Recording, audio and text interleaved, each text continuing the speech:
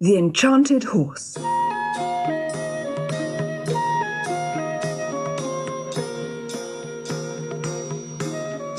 the 50th birthday of King Sabur of Persia, presents arrived at his palace from all over the land. There were swords and silk and silver, coats and camels and caravans of cambric cloth. But the best present of all was brought by a weird, ugly dwarf, dressed all in black. He gave the king a horse carved in ebony, with a saddle of scarlet leather and a jingling golden harness. "It's beautifully made," said King Sabur. "It looks exactly like a real horse." "But it does not move like a real horse, your majesty," said the dwarf with an evil grin. "This is a magic horse. It can fly over the rainbow and the far side of the farthest ocean." King Sabur was overjoyed, and his only son, the handsome Prince Kamar, leapt into the saddle. "Tell me how it works," he yelled. "Oh, do let me ride it." But the king held up his hand for silence. "This is such a wonderful present," he said to the ugly dwarf. "I must give you something in return. Ask anything you like, anything at all. If it's within my power, I will grant it."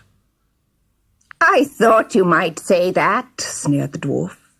"I ask for your only daughter, your beautiful daughter, as a bride." The king's face dropped. "It is within your power to give her to me, I suppose?" "Well, yes," said the king unhappily. "And you did promise me anything at all?" "Well, yes," mumbled the king, and tears crept into his eyes. "Don't do it, father," shouted Prince Kamar from the horse's back. "Don't give away your only daughter, my beautiful sister, to this stranger.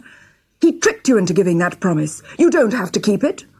"Ah, that's true," said the king.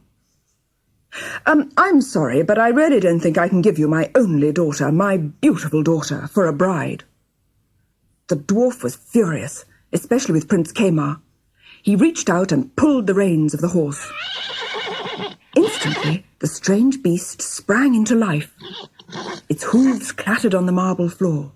Then it bounded over the balcony rail and flew into the air, galloping upwards higher and higher, while Kamar hung on for dear life.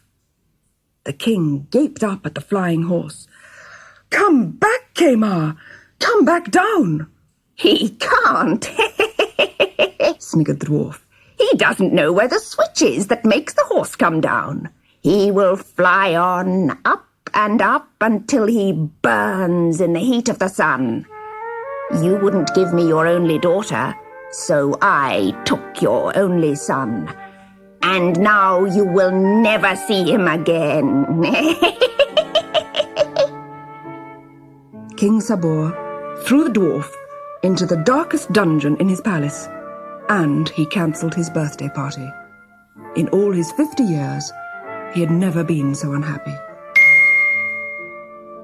On the back of the flying horse, Kamar grew hotter and hotter as they climbed nearer and nearer to the sun. He had tried everything to make the horse go down. He had shouted at it and kicked its flanks. He had pulled on its reins and heaved on its silken mane. Now he had given up hope. "I'm sorry I shouted at you and kicked you and pulled on your mane," he said to the horse as if it were a real animal.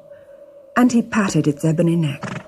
And there it was, no bigger than a pin. Under the silken mane, Kamar felt the switch. He pushed it down. The ebony horse plunged down out of the sky.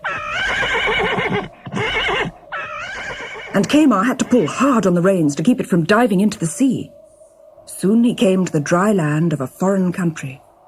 He flew over a magnificent city and set the horse down on the roof of a glorious palace. Climbing down through a skylight, he found himself in a beautiful bedroom, and on the bed lay a lady, fast asleep. Kamar instantly fell in love with her. "Wake up, my lady," he whispered. "Who is your father? I must ask his permission to marry you." The Princess Shalim woke up and saw Kamar's blue eyes and curling jet-black hair, and she, instantly, fell in love with him. "What are you doing in my daughter's bedroom, you thief, you burglar, you foreigner?" The king was standing in the doorway, shaking his fist. "I'm not a burglar, sir. I'm Prince Kamar of Persia. Please may I marry your daughter?" "Certainly not," shouted the king. "I shall have you beheaded for such impudence." The Princess Shalim gave a little scream. "That would not be honourable for a prince of Persia," said Kamar politely. "I would fight your whole army for the right to marry the princess." "Then you shall," laughed the king. He had an army of 1,000 horsemen, so Kamar would be killed anyway. You'll need a war horse." "Thank you, sir, but I have my own," said Kamar. The next morning, at one end of the field behind the palace, 1,000 horsemen stood ready. The horsemen drew their swords, and 1,000 sharp blades flashed in the sun. The war horses' hooves tore up the grass as they quickened to a gallop. Shalim watched as Prince Kamar waited, perfectly calm. His black horse stood completely still, almost as if it was made of wood. "Oh, ride away, Kamar," she called. "Don't be killed for my sake." But Kamar waved to her, smiling, and picked up his horse's reins. Just as the first horseman reached the prince, gnashing his teeth and waving his sword, Kamar pulled on the reins and rose up into the air. He flew over the 1,000 heads and the flashing swords and landed on the other side. The astonished horsemen turned back, barging into each other and falling over.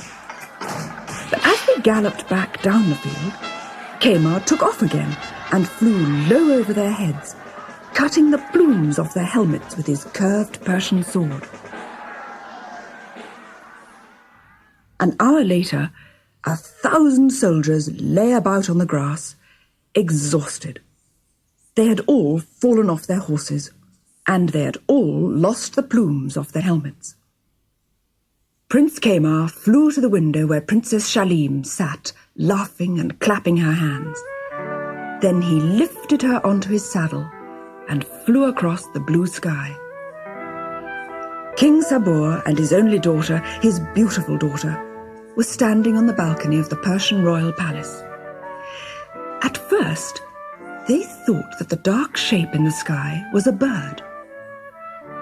Then they saw the black silk tail and the blonde hair stream out behind, and 2 riders were waving. In all his 50 years, King Sabur had never been so happy.